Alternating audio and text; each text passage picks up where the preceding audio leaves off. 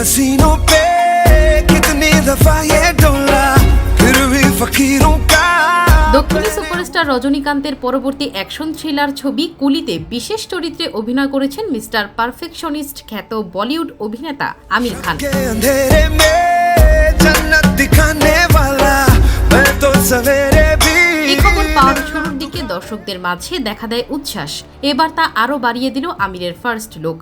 বৃহস্পতিবার প্রকাশ্যে এসেছে কুলি সিনেমার ফার্স্ট লুক, যা দেখে রীতিমতো ঝড় উঠেছে দর্শকদের মাঝে। কারণ সেই পোস্টারে আমির খানকে দেখা গেছে একেবারেই ভিন্ন লুকে, যেভাবে সচরাচর দেখা যায় না। পোস্টারে দেখা যায় সাদা কালো ফ্রেমে, চোখে সানগ্লাস, মুখে চুরুট, সঙ্গে গভীর অভিব্যক্তিতে ফুটে উঠেছে চরিত্রের গাঢ়তা। তার এই লুক দেখেই আন্দাজ করা যাচ্ছে ক্যামিও চরিত্র হলেও এটি গুরুত্বপূর্ণ এক চরিত্র, যেখানে একেবারেই আলাদা মেজাজে ধরা দেবেন আমির।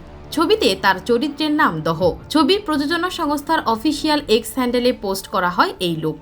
আর যেই লুক দেখে নেটিজেনরা প্রশংসায় ভরিয়ে দিয়েছেন আমিরকে। কেউ লিখেছেন বহু প্রতীক্ষিত চরিত্র, কেউ আবার বলছেন লোকেশ কানাগরাজের পরিচালনায় মিস্টার পারফেকশনিস্ট একটা স্বপ্নের কম্বিনেশন। কুলি ছবিটি পরিচালনা করেছেন লোকেশ কানাগরাজ।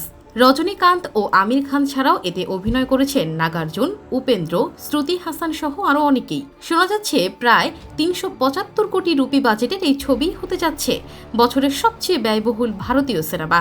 জানা গেছে আগামী ১৪ই আগস্ট মুক্তি পাবে এই ছবি। থাকবে তামিল, তেলুগু ও হিন্দি ভাষার সংস্করণ।